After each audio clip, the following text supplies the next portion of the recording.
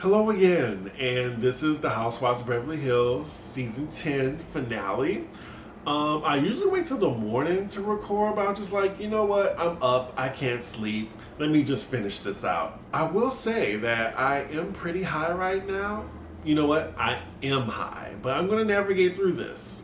Anywho, we open up the episode and production's on their bullshit. We're doing like this whole dramatic timeline of events for this last episode. So then we start out with Thursday. We see Sutton's store and it looks like she's gonna be carrying Kyle's line. Now, I gotta say, Sutton is like one of the best friends on the show. Like, she is really like schmoozing up to all the wives. Like, she really doesn't need to. I mean, maybe it's just her Southern hospitality, but she really doing a lot for these ladies. I also gotta say, I like Sutton now. Like, I don't dislike her too much than when she first came in. Like, she's really good for the show. I'm hoping she comes back next season. Next we see Garcelle, and it looks like she found a director for the script she's been working on. I gotta say, Garcelle is just booked and busy, and I love to see it. Speaking of, Garcelle is now the new host of The Real, along with, the other three, since Tamara and Amanda left. I think that is a good look for Garcelle. Even if she doesn't come back, I'm here for it. And the thing is, like, they don't really even have to replace Amanda Seales as for like a fifth spot. I think Garcelle's easy to work with, and she's likable, and she'll fill both of their shoes. Anywho, next we're at Dorit's, and she's planning a big housewarming party for her rented mansion, allegedly. I gotta say though, this house is beautiful. Now, Dorit invited all the ladies, and she's just hoping that they can finally come to a place of understanding and moving forward. And apparently Dorit forgot that she's on Real Housewives, and that's just not gonna happen. Also, why is she telling her husband PK about this drama between Brandy and Denise? He does not give a fuck, I promise you. Okay, now it's Friday. We see Teddy and Renner in their FaceTime and Erica Jane because she's in New York doing Chicago on Broadway. So obviously Erica won't be at the final house party of the season. It looks like everyone is just wondering if Denise is going to go to this party or not. And that's going to be the running theme. Is Denise coming to Dorit's party? Okay, it's Saturday now. The production has to let us know. We see all the ladies are getting ready for Dorit's party. Kyle, I'm liking this little bouffant type hairstyle. It looks good on her. It frames her face well. I'll give Kyle that. We see that Garcelle and Denise are supposed to arrive at Dorit's party together. And Garcelle lets us know in her confessional that she definitely has Denise's back tonight. Wow. Dorit's house is fucking gorgeous. This party looks really nice. And I gotta say, like, Dorit is the fashionista of this season. I think she kind of surpassed Erica Jane. She's the fashionista for literally like all the Housewife franchises combined. I think she's number one. Lisa Rinna looks good. Oh, I see the reason for Dorit's party now. Like, it's gonna be kind of like they're hawking her husband's non-alcoholic champagne shit. I knew there had to be some way they were capitalizing. Okay, we see Teddy arrive, and of course I hate what she's wearing. Kyle arrives to the party along with the morally corrupt Faye Resnick. I wonder why Faye Resnick hasn't had like a diamond at all. Like, I'm pretty sure she tried to audition to be on the show. Maybe she's just boring. Look at Adrian arriving. Okay. I think Adrian should come back to the show. Let's well, you know what? I'll let y'all know at the end who I think should come back next season. Sutton arrives, and I don't think I'm a fan of this dress. Now, next scene, we see Garcelle and her man. They arrive at Denise's hotel. They're waiting for her to come down. Denise isn't answering Garcelle's calls. Like, she's actually like putting her straight to voicemail. So they're waiting outside for her for a couple minutes.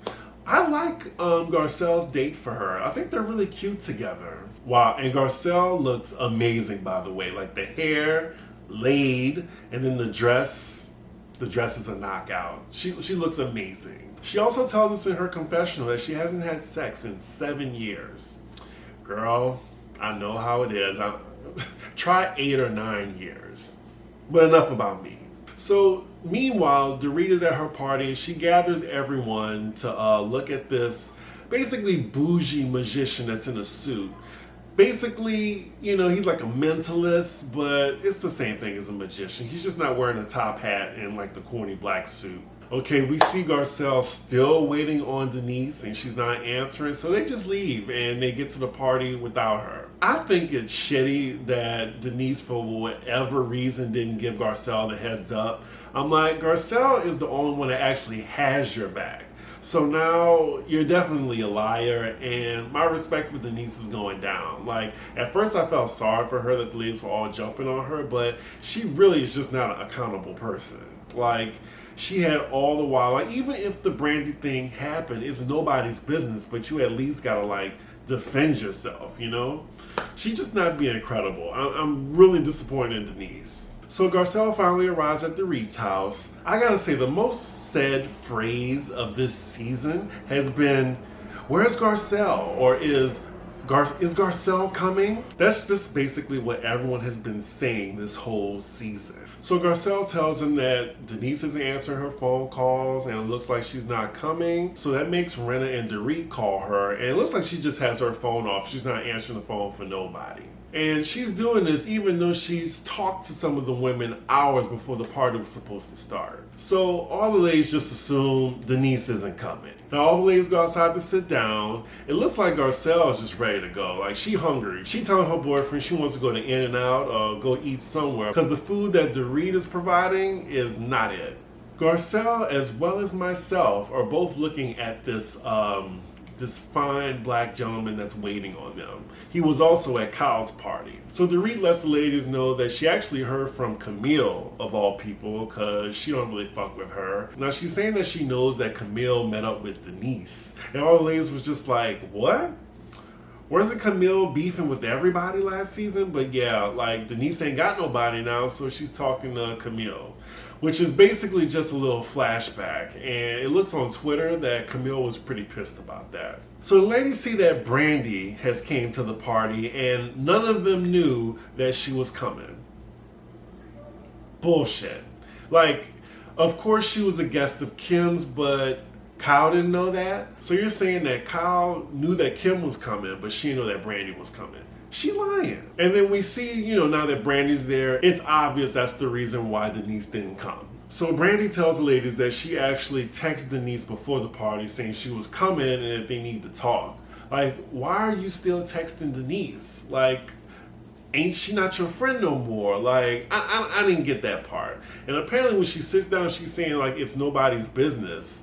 But, like, she didn't tell Kyle, Kim, and Teddy, knowing that they was going to tell her. I don't know. She's full of shit. So as they're all sitting down, Brandy lets them know that she also talked to Denise after Rome. She doesn't really tell us if Denise responded, but it's clear that, like, Brandy is desperate and Denise is lying. So 15 minutes after the party ends, production is telling Garcelle that, yeah, they heard from Aaron and they're saying it's a family emergency, which of course is a big lie. If I was Garcelle, I would be very pissed. Like, that's why she's probably not coming back next season, because she can't trust none of these white women. And now we're on Monday, and we see Garcelle, Rinna, and Dorit. They're all meeting for drinks. They're discussing why Denise was a no-show. Now we see that Denise contacted Dorit, told her, oh, I'm sorry I couldn't make it to your party. Didn't give her any type of explanation whatsoever. She contacted Garcelle, told her she didn't want her to lie for her. That's why she didn't answer her phone calls. We also see that she stood up Garcelle earlier in the day because they were supposed to meet. And yeah, Denise needs to get us off the show. Like, she really does. Like, she's not holding any type of accountability. She's isolating her only ally, Garcelle. I'm over it. Just like these noises outside. And Rinna, who's known her for over 20 years, said she didn't even hear from Denise at all. Lord, now we get a message from production saying Denise sent the cease and desist to everybody. They're on January right now, and they're pretty much breaking the fourth wall at this point. We see that Denise is texting Lisa Rinna, wants to meet up with her. She gets to her house, they exchange pleasantries, and they just get right into the shit. Denise asks her, did you know Brandy was gonna be there? And Rinna says no, and we can believe that because the only person who would know that Brandy was coming was Kyle. Now, Denise also admits that she lied for the reason not going to Dorit's party. No one is sick. And Rinna's holding her to it. Like, she says, Why did you even do that? You know we were concerned for you. Then Lisa says, you know, whatever you got going on between you and Brandy, that's none of our business. And then Denise just does this face. How come you don't believe me? And Lisa says, well, I saw the text messages and it doesn't align on what you were telling us. She's like, you basically have a relationship with her. Denise is dying on this hill. Like, she's saying, nope, people can alter text messages. I only met her 4 times. Nope, we didn't have sex. Like, you're not going to get the truth out of Denise at this point. No. And Rinna isn't buying it. So Lisa gets on her about ghosting everybody, and Denise said, I just didn't have the energy to deal with y'all. And she alludes to have other things that she's dealing with. And then Lisa says, oh, about the cease and desist? How you want them to take the footage out? Denise Richards' face cracks at that point. She didn't know that Lisa Rinna knew that she sent the cease and desist to production, everybody. Of course they told Rinna that. So you can see the fire in Denise's eyes. Like, who told you that? No, who told you that? And then this is when we get the iconic line from Lisa Rinna. Ooh, you're so angry. Like, keep Rinna on the show for that. Just that line, she could come back next season. And Denise is saying, wouldn't you send a cease and desist? This is slanderous. Yeah. For my law people out there, can you send cease and desist to people even though the information is true? Or most likely true? Like, I thought if it was like false, you can sue them. Whatever. So Denise says she also had to tell her kids about this, and Rinna actually congratulates her on it. I'm not sure if that was shade or not. But yeah, like, it looks like they're just going to agree to disagree. The argument really doesn't go anywhere, and it looks like their friendship is at a dead end. Now, the next scene, we have the majority of the ladies going on a private plane to see Erika Jayne in Chicago on Broadway. The private plane is provided by Sutton, and she definitely lets us know that she did. So, of course, we get the question of the season, where's Garcelle? And Sutton says, yeah, I told her I was going. She was like, have fun. Garcelle paid Erika Jayne dust. Like, she's like, this filming has wrapped. I'm done with you white bitches. So we see the ladies land in New York. They're all congratulating Erika Jayne. And then we get Erika Jayne basically in her confessional congratulating herself about it. And I just fast forward right out of it. So after that, we see the closing remarks for each housewife. The only thing that was important, Teddy had her baby. Garcelle broke up with that Chocolate Michael. We see Erika Jayne's show shut down because of COVID. And then we see Kyle and her family doing the savage TikTok. White people. Anywho, that's the end of the finale. I thought the season was okay. The finale was meh. I gotta say though, Erika Jayne not being in an entire season finale, that just lets us know we don't need her for next season. They can cut, honestly, Teddy, or they can cut her or demote her. They can take off Erika Jayne, and Denise not coming back. So that's 3 spots they can fill, honestly. Now, I see clips from the reunion, and it actually looks pretty good. So I can't wait for that. So it's a 3-part. So 3 more episodes of my reviews for this franchise. So yeah, like, comment, and subscribe, and I will see y'all later. Bye.